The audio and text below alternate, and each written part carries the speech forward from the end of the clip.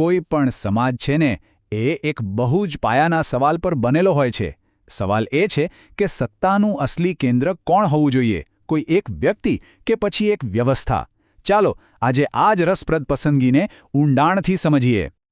તો સવાલ એકદમ સીધો સાદો છે. સમાજ કોનાથી ચાલવો જોઈએ? કોઈ એક શાસકની મરજીથી કે પછી એક એવી સિસ્ટમથી જેના નિયમો બધા માટે, નાના મોટા સૌ માટે સરખા હોય? આ બે રસ્તાઓ વચ્ચેનો જે ફરક છે ને એ જ કોઈપણ દેશનું ભવિષ્ય નક્કી કરે છે. આ બે અલગ અલગ દુનિયાને સમજવા માટે છે ને બે લેટિન શબ્દો બહુ મસ્ત છે. પહેલો છે રેક્સ લેક્સ. આનો સીધો મતલબ થાય છે રાજા જ કાયદો છે, એ જે બોલે એ ફાઇનલ, એની મરજી જ નિયમ. અને બીજો શબ્દ છે લેક્સ રેક્સ, જેનો અર્થ છે કાયદો જ રાજા છે.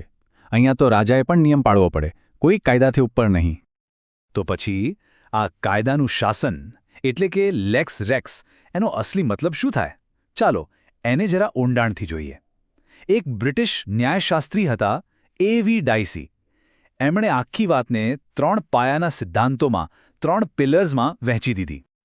પહેલો પિલર, અને કદાચ સૌથી અગત્યનો, કોઈની મનમાની નહીં ચાલે. બસ આનો મતલબ એ કે સરકાર હોય કે કોઈ મોટું અધિકારી, કોઈ પણ પોતાની મરજીથી કંઈ પણ ન કરી શકે. દરેક કામ માટે કાયદાનો આધાર હોવો જ જોઈએ. આનાથી શું થાય? પાવરનો મિસયુઝ અટકે છે.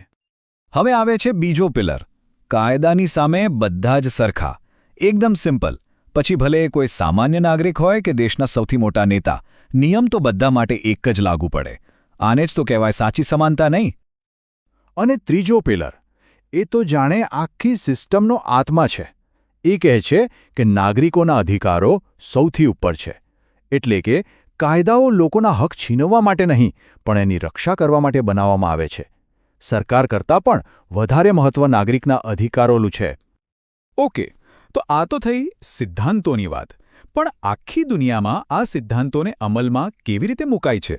વેલ, એના માટે દુનિયામાં મુખ્યત્વે 2 અલગ અલગ ઓપરેટિંગ સિસ્ટમ છે, બિલકુલ આપણા કોમ્પ્યુટર કે ફોનની જેમ. એક બાજુ છે કોમન લો સિસ્ટમ, જે ઇંગ્લેન્ડથી આવી. આમાં શું હોય કે જજો જે ચુકાદા આપે ને એ પોતે જ એક પ્રકારનો કાયદો બની જાય છે. એટલે જૂના કેસ બહુ જ મહત્વના હોય. બીજી બાજુ છે કોન્ટિનેન્ટલ લો, જે યુરોપમાં વધારે જોવા મળે છે. અહીંયા સંસદ જે કાયદા બનાવે, જે લખેલા નિયમો છે એ જ સર્વસ્વ છે. જજનું કામ ફક્ત એ કાયદાને લાગુ કરવાનું હોય છે. તો હવે સવાલ એ છે કે ભારત ક્યાં ઊભું છે? આપણે કઈ સિસ્ટમ વાપરીએ છીએ? વેલ, આપણે અહીંયા પણ એક સ્માર્ટ રસ્તો અપનાવ્યો છે. આપણો પાયો તો બ્રિટિશ શાસનને કારણે કોમન લોનો જ છે, પણ આપણે આપણી જરૂરિયાત પ્રમાણે બીજી સિસ્ટમમાંથી પણ સારી સારી વાતો લઈ લીધી. એટલે આપણી સિસ્ટમ એકદમ યુનિક છે, એક ખાસ મિશ્રણ. પણ એક મિનિટ, આપણા બંધારણના ઘડવૈયાઓએ આટલો બધો ભાર કાયદાના શાસન પર જ કામ મૂક્યો?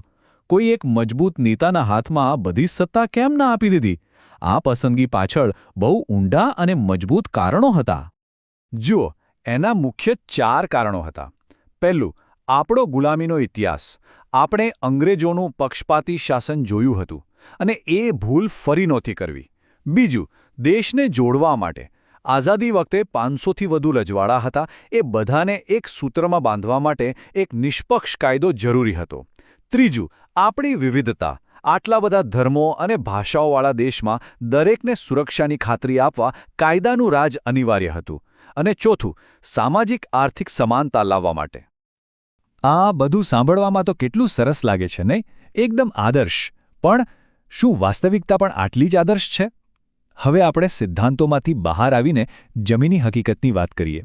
એ પડકારોની વાત કરીએ જે આ સુંદર સિદ્ધાંતને અમલમાં મૂકતા રોકે છે. અને મજાની વાત તો એ છે કે આ વિચાર કંઈ બહારથી નથી આવ્યો. આપણા પોતાના ઉપનિષદોમાં હજારો વર્ષો પહેલાં કહેવાયું છે કે કાયદો રાજાઓનો પણ રાજા છે. મતલબ આ વિચાર તો આપણા મૂળના છે. છતાં પણ આજે પરિસ્થિતિ શું છે? આજે પણ આપણા દેશમાં કાયદાના શાસન સામે મોટા પહાડ જેવા પડકારો છે. જેમ કે ગરીબી, જે ન્યાયને બધા માટે સુલભ નથી બનવા દેતી. કટ્ટરવાદ અને કોમવાદ જેવી વિચારધારાઓ જે સમાજને તોડીને કાયદાને જ પડકારે છે. આ સિવાય પ્રાદેશિકતા અને આતંકવાદ જેવા મુદ્દાઓ તો છે જ, જે આખી સિસ્ટમ માટે એક મોટો ખતરો બનીને ઊભા છે. અને આ ખાલી કહેવાની વાતો નથી. આંકડાઓ પણ આ જ કહાણી કહે છે. વર્લ્ડ જસ્ટિસ પ્રોજેક્ટનો જે 2023નો ઇન્ડેક્સ છે એમાં કાયદાના શાસનની બાબતમાં ભારતનો ક્રમ 142 દેશોમાંથી 79મો છે.